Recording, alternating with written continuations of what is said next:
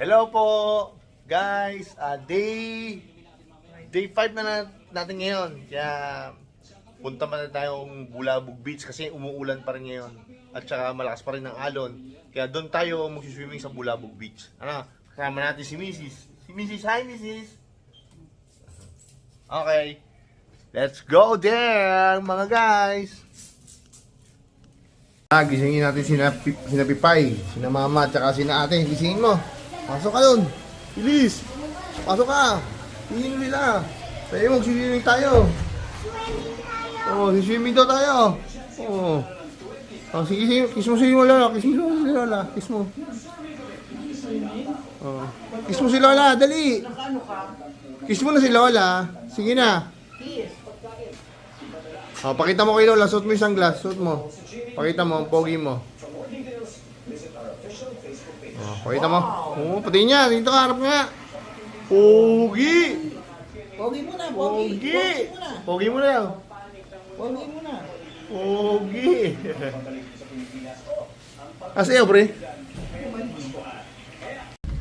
Sakay uli kami ng e-bike. Ay, ng e-trike. Si Marimar, oh. Marimar. Wala yan. Marami si Marimar. Asa na, suot mo yung sunglass mo. Wala ayaw, ari na lang. Ayaw na, sige, ayaw na. Wala, mami. Mamo. Ayaw niya na, gusto niya na sa banyo siya nakagarong. Nagtitiktok niya tayo. Sino? Lagi na pinakulong pag-banyo. Hindi kay mama magtitiktok. Ay, yato asin, tiktok mo ano. Kain muna tayo bago mag-swimming. Ba't ka nagkukulong pag Uli. Again, day 5 na uli tayo, ha?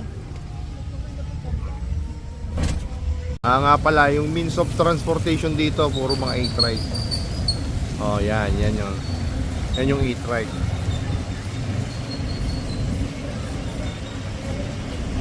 Medyo maal lang pamasahe. Oh, okay, walang pollution, walang bira ang tricycle dito, bira. Kakain kami. Saan tayo kakain? Yun, kami kakain sa Jasper. Doon kami kakain sa Jasper kasi hindi daw pinupunta ng mga vlogger. At mura daw doon. Ayun oh. Yan yung Jasper. Okay, tabit tayo ha. Baka tayo mabangga. Mura daw dyan ha. Testingin natin. Tapsilog. Maresto. Dami nakakain. Mura nga. Mukhang mura dito. Ano yung may sabaw na yun?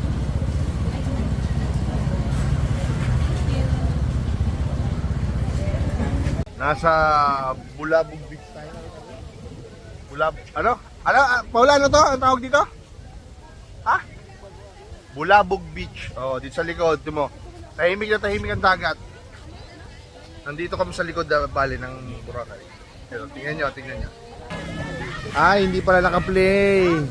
Magkano arkila mo dyan? 100. 100 sa banig. Yan, ganyan.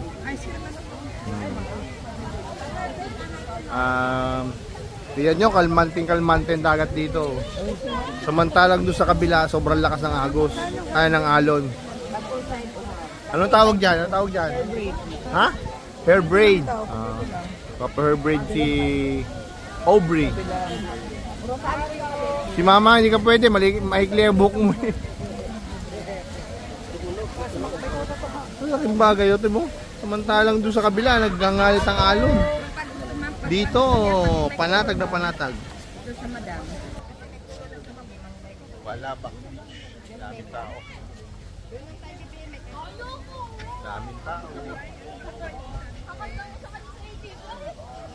Dito naman kasi pwede ka maligo kahit saan ditong beach. Walang bayad na yun. Yan.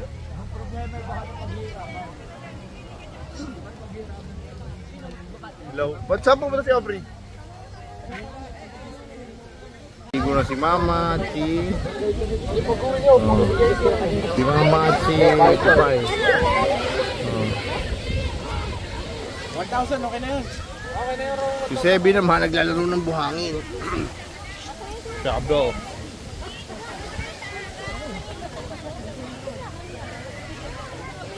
Punta ka kina Pipay? Ha? Yo, swimming ka dali. Daming tao. Dito nagpuntahan yung mga tao kasi malakas ang alon doon sa kabila. Kaya dito sila nagpuntahan. Uy, naku po. Tinamaan ang ano. Mahulog ang ano.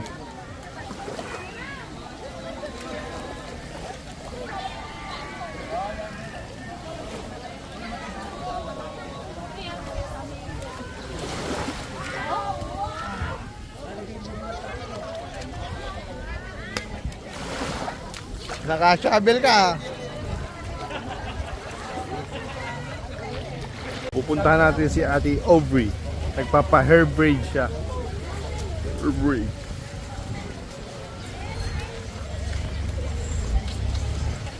Titignan lang yung hair braid mo.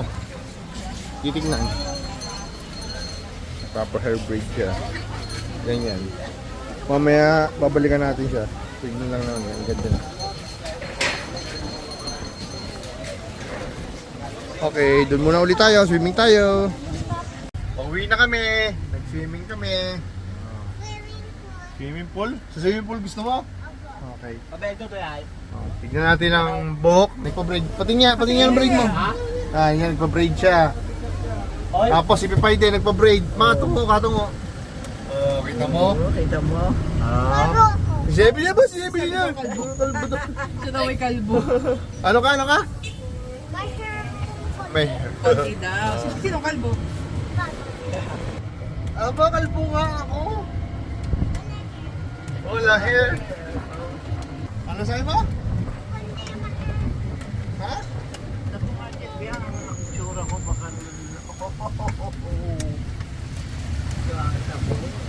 Uwi na kami. Punta na kami sa hotel namin.